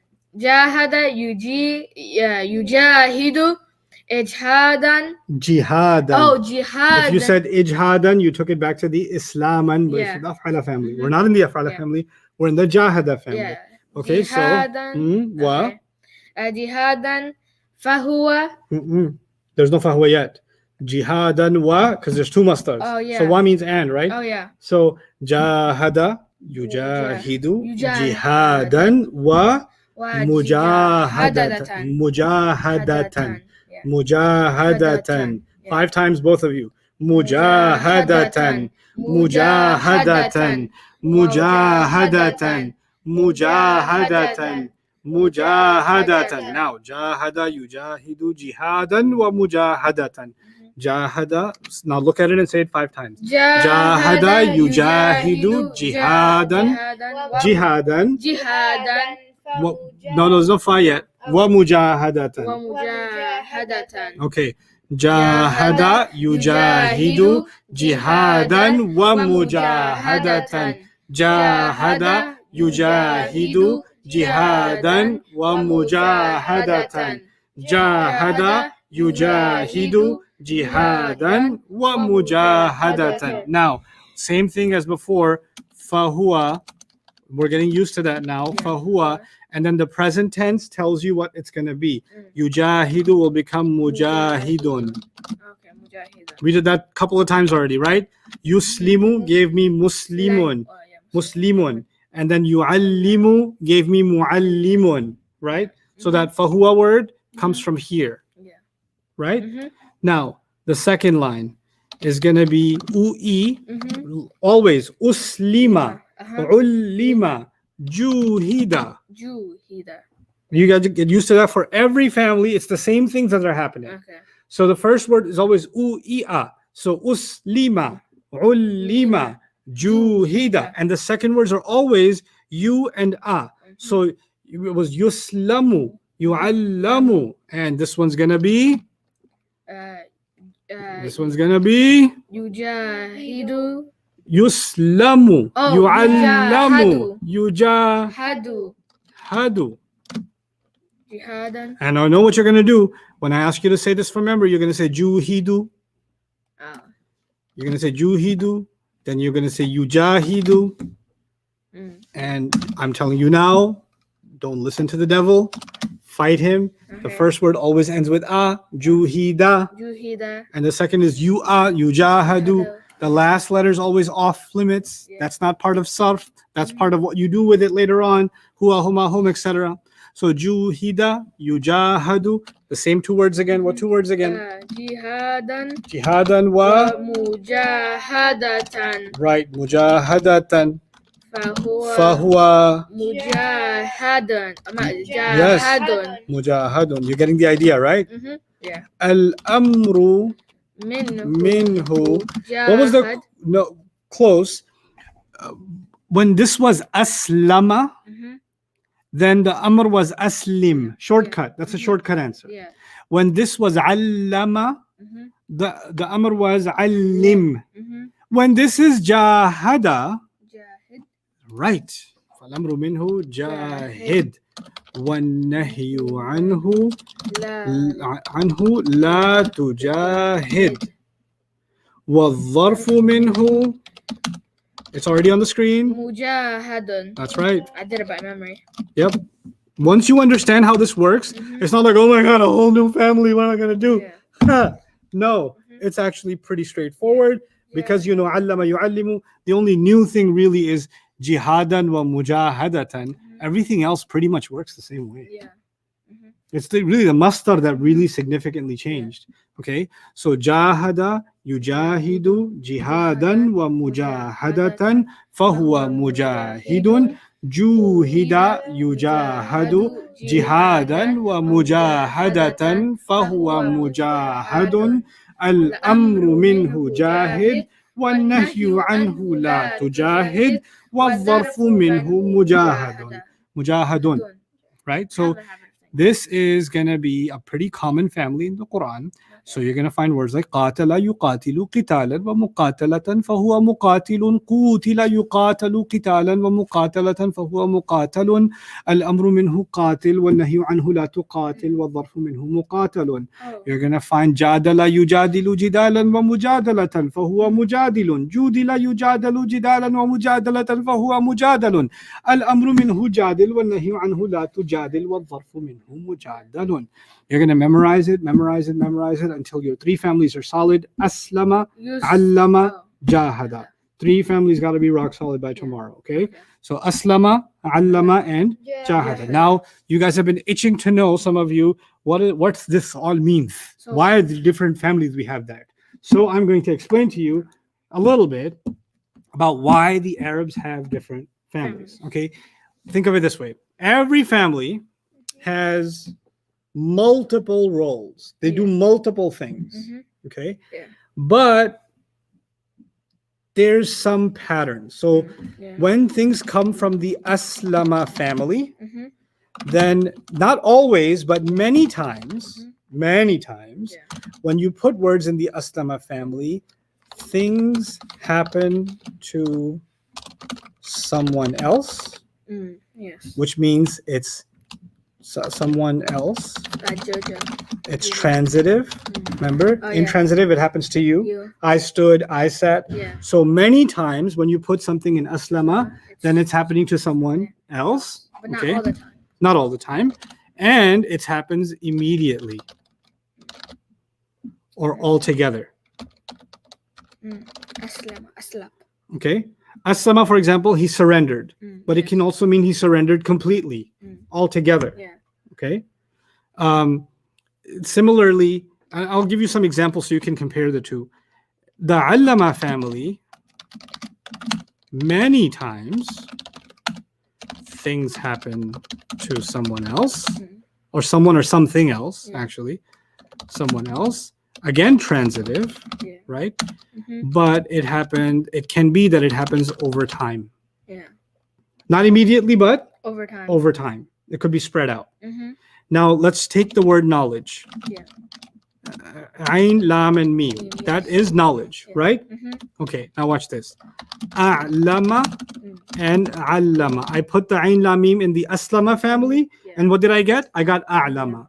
And I put it in the allama family, and I got allama. Now, check it out. It's really cool. So, a'lama means he informed. And allama means he taught. Okay? Same meaning or different meaning? Different. But they both have to do with knowledge, don't they? Because when somebody informs you, they're giving you knowledge. And when somebody teaches you, they're giving you knowledge. But if somebody informed you, the weather is this much degrees. Are they done? Was it immediate and it's done with? Yeah. But when someone's teaching you, does it happen? They say one time and you're done, you're taught? No, it happened. Over time? What did I say? The Aslama family, things happen immediately. And they're done with. But Allama is over time, like a process. Right? So what happens here?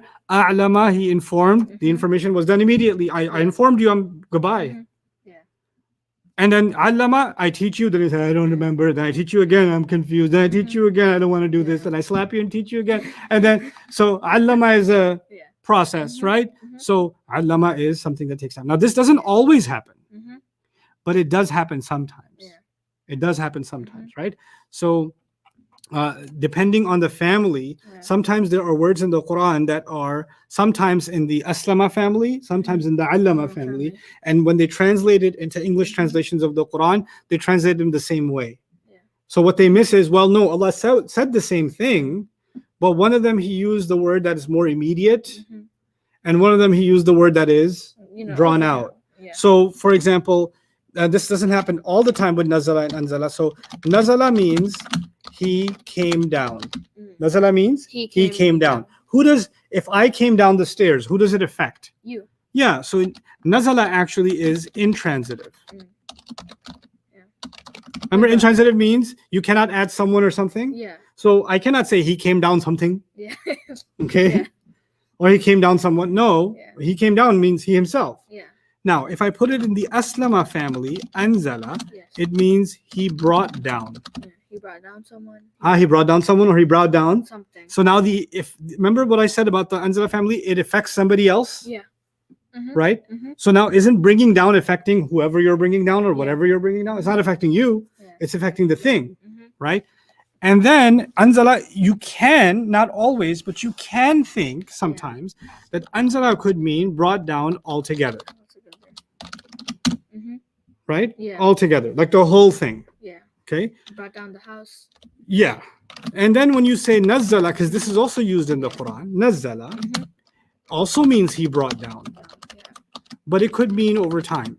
But not always, but it can mean over time. So now, in the beginning of Surah Al-Imran, Allah says, Alif Lam Mim, Allahu la ilaha illa huwa al-hayyul qayyum, nazzala alayka al-kitaba bil-haqqi. And then he says, وَأَنزَلَ الْفُرْقَانِ مِنْ قَبْلُ هُدًى لِلنَّاسِ وَأَنزَلَ الْفُرْقَانِ. So he said نَزَّلَ, and then he also said أَنزَلَ التَّوْرَاةَ وَالْإِنْجِيلَ. Let me open it up. نزل عليك الكتاب بالحق مصدقا لما بين يديه وأنزل التوراة والإنجيل. It's really interesting. How are we supposed to remember all the meanings? Surah at a time. Surah at a time. That's why, which surah are we going to do? Surah Al-Munafiqun, right? We're not going to worry about all the surahs and all the meanings of all the words. Not going to worry about that. We're just going to worry about one. How are we going to memorize one word? How is that going to just stick in our brain? Right? When you study a surah and you memorize a surah and you're praying with that surah and you're thinking about it all the time, guess what? Oh, just stick in our brain. Allah sticks it. Okay. Notice he said the word in the same ayah. He said the word nazzala, which is the allama family. Yeah. Right? Then he said the word anzala. Yeah. Right? Right. Yeah. Okay. So now, one way that some scholars look at it, this is not the only way, but one way scholars look at this ayah is nazzala was used when he said he sent down or he brought down on you. Alayka is a jar majroor. What did he bring down on you? The book, which is a detail. That's why it's nasib. He brought down the book on you. Yeah. Meaning which book? The Quran. He's talking to the Prophet, telling you he brought the book down onto you. Right? But did the Quran come down immediately or over time? Over time. So because nazzala, the family kind of says over time, nazzala is here. Yeah. So he brought the Quran down over time. But then he says, and he has already brought down Tawrat and Injil. What that means is it's already done. Because remember we said, when we talked about anzala, the family, I wrote down that it's something that's done all together. So he's already done revealing Tawrat and Injil. Okay? Yeah. So there's a comparison being made by Allah between nazzala and anzala. And there's lots of lessons there. So if you listen to my lecture on this ayah, for example, I'll say, I know I'm going to geek out for you guys who don't study Arabic, but I need to talk about this. There's a difference between nazzala and anzala, and this is taf'il, and this is if'al, and this is the nazzala yunazzilu tanzilan, and this is anzala yunzilu inzalan. A couple of years ago, when you used to listen to my lectures, when I was helping you sleep, I used to say things like that, nazzala yunazzilu tanzilan. He's like, oh, he's doing the Arabic thing right now. When's he going to tell a joke? That's what you know. But now you're like, oh, wait, that's like, hey, that's allama yu'allimu ta'liman. Hey, I get what he's saying. What? The part I used to sleep in is the part that became the most interesting? What is happening? Right? So that's what's going to happen now. You're going to go back to some of my lectures, and when I geek out in Arabic, is going to be the juiciest part for you. Yeah. The part that you used to tune out in. That's your answer key. And then you're going to start seeing why what I'm trying to give you is not just Arabic studies. Arabic studies with Quran studies. Arabic studies with Quran studies. Because the questions you have, what's the difference between nazzala and anzala? I don't know. I had the same question. And I had to go bother a bunch of people. Yeah. And say, hey, what about this? What about this? What about this? Yeah. I remember this one time I was really curious about harf, the harf of jar, because that's a big study in Quran, harf of jar. You're like, what's the big deal? We're done. You're not done. Harf of jar is just getting started. Okay. Harf of jar is a universe, right? Oh my God. It's which like harf do you use with which fi'il, and how does it change the meaning, and this and that? Oh my God. So I was at a conference in 2003. Okay. Wow, that was before I was born. That's correct. Yes. And I was actually young. So so I was at this conference. It was a Quran conference in Las Vegas. I swear to God, that's what it was. Okay, so so it's a Quran conference in Las Vegas, and that's why I was there. So this is, you've been to Las Vegas? Yeah, Quran conference.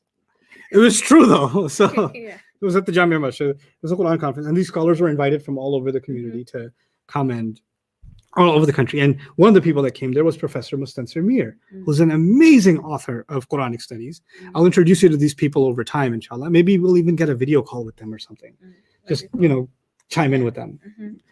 So anyway, he gave a lecture, and I was what, 23 at that time, 24 at the time, and he gave a lecture about 12 translations of one ayah.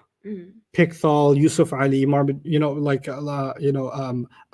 Muhammad Asad, so on and so forth. 12 English translations of one ayah and how they got it wrong. That's all he did, this professor. He just proved them wrong. He just kind of just said, grammatically, this is here, this is mubtada, this is khabar, this is muqaddam, this is this. Therefore, this shouldn't have been translated this. And I've been studying Arabic for a little bit more than a year now. And I know a little bit of, like, you know, harf jar, harf nasab, and I know my families and stuff. And I'm like, you know, I'm just geeking out. Everybody else is zoned out of his lecture because they're not getting what he's saying. But I'm into Arabic studies, right? And he's just wrecking it. And I'm like, well, he's such a boss. He's so amazing. And so I had my copy of Quran with like all these highlights of things I couldn't figure out. Like, why is this here? I don't understand the grammar here. I don't get this. I don't get this. So, you know, the speakers, when they're done talking, I wasn't a speaker, by the way. I was an attendee. So when the speaker, when they're done talking, they're having lunch at these tables, right? And, you know, the audience can come and kind of hang out with them and stuff. And nobody's hanging out with Professor Mir. Right? He's just having his biryani. And I go over to him and I say, Professor Mir, is it okay if I sit here? And he's like, yeah. And he keeps eating. And I was like, so, you know, like this, wa'tul buyuta min abwabiha, how do you understand, like, how come this is nasab like that? And how come this is rafa like that? How come this is this? And I had like 10 different questions, right? And he's like eating it and he goes, yeah, that's a mudaf ilayh mahthuf. Yeah, no, that's a khabar muqaddam. Yeah, that's a, and he's not even looking. He's just kham, yes, yeah, kham, and he's just answering my questions. And I'm like, oh, yes, it is. Oh my God, how come I was so stupid? I didn't see it before. Oh my God, this is so awesome. And I keep flipping pages and finding other questions. And after like 10 questions, he got a little annoyed, right? So, because I'm like, the guy eat. So he said, why don't you read my book? And I said, you have a book? So he had actually done his PhD on verbal idioms in the Quran in 1980 something at the University of Michigan. Michigan. Yeah, and he did expressions in the Quran and how they're related to poetry, and basically one of the most amazing works on Quran translation that help in Quran translation ever done. It's such an amazing contribution that was done as a PhD thesis at the University of Michigan by a Muslim professor that nobody knows about. Right. So now it's pretty well known, actually, and people refer to it and stuff. So I said, where can I get it? Where can I buy it? Not available in bookstores, not available anywhere. I actually literally called after the conference was on. I called the University of Michigan and said, do you have this copy? They said, we might have some in storage, because it was published in 1983. And I actually finally got a copy, transcribed it into Arabic because it was written in transliterated English, and studied it. And then years later, I was teaching, like 4 years later, I was telling this crazy story in Pittsburgh. Wow.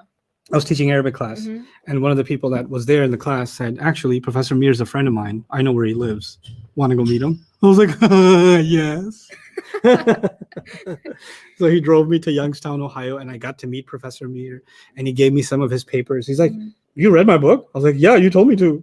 He's like, I did? I don't remember. I was like, I know. It was insignificant, but it was a pivotal moment in my life. So he went up to his attic and he pulled out a stack of papers that he had written on the Quran. I said, I don't think anybody would be interested, but maybe you are. I was like, yeah. So I have that treasure with me of going through his papers and stuff. Many of them are available online now. But as you guys advance, I'm going to introduce you to these resources. Inshallah. But, you know, here what I just wanted to show you is, at least for starters, the difference for starters, between the aslama family and the allama family. Aslama, you can consider it many times. You can consider it immediate, and allama over time. Okay, that's one difference between them. Then we just did the jahada family, right?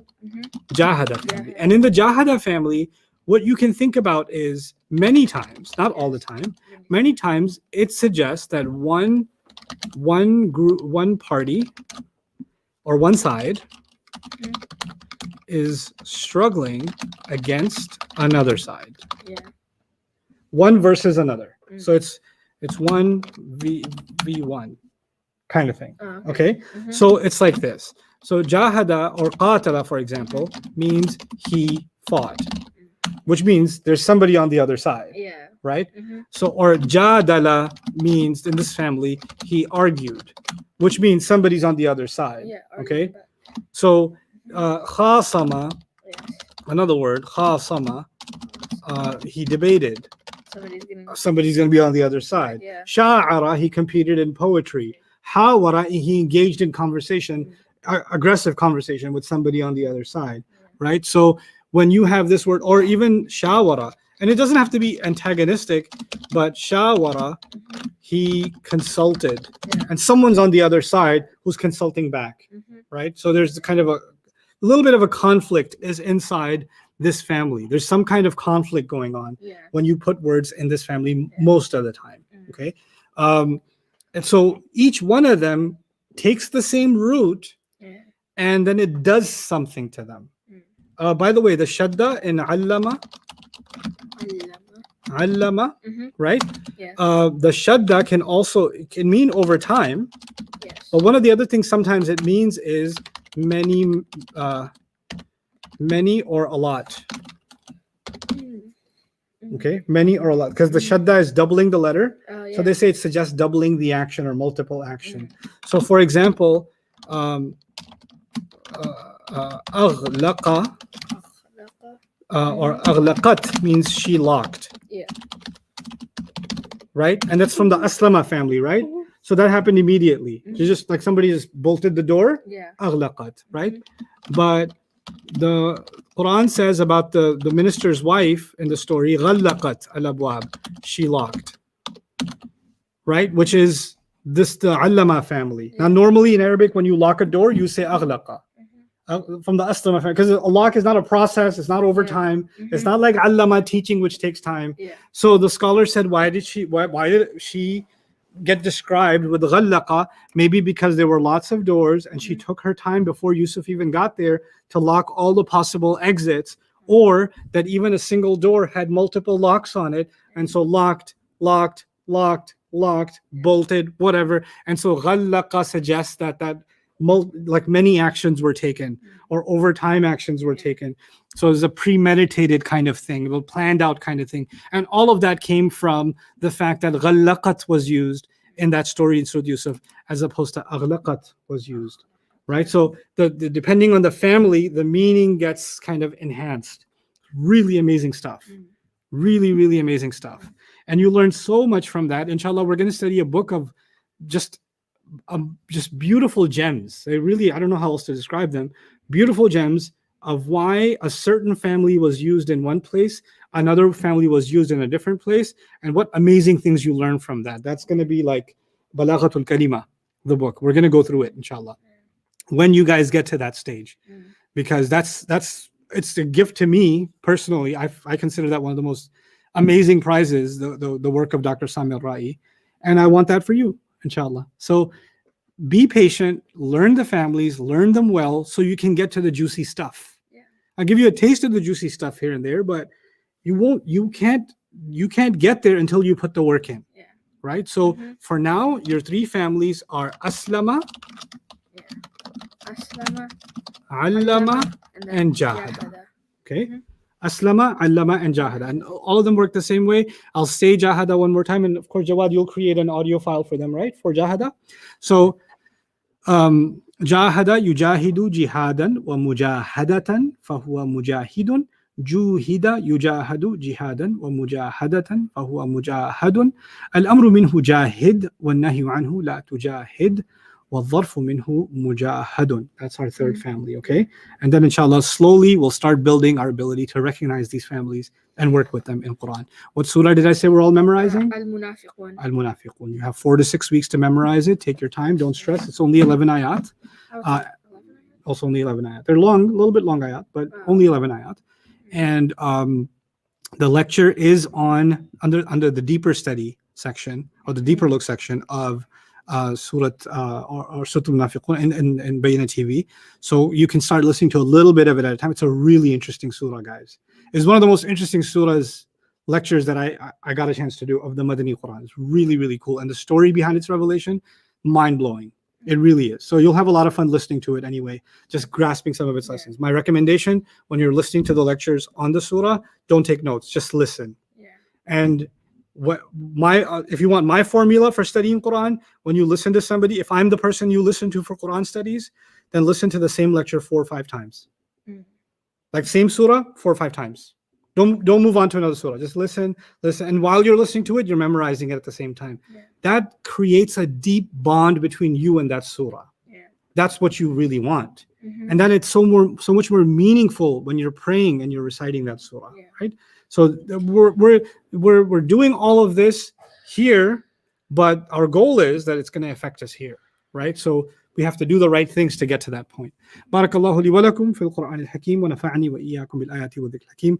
Stay with me. Very proud of the work you guys are doing so far. No, I'll go easy on you. It's Friday. Jumaa Mubarak. Go, no quiz today. Kya yaad karoge? Chalo. How do you say I'm going easy on you in Farsi? Asan sarat mera mak.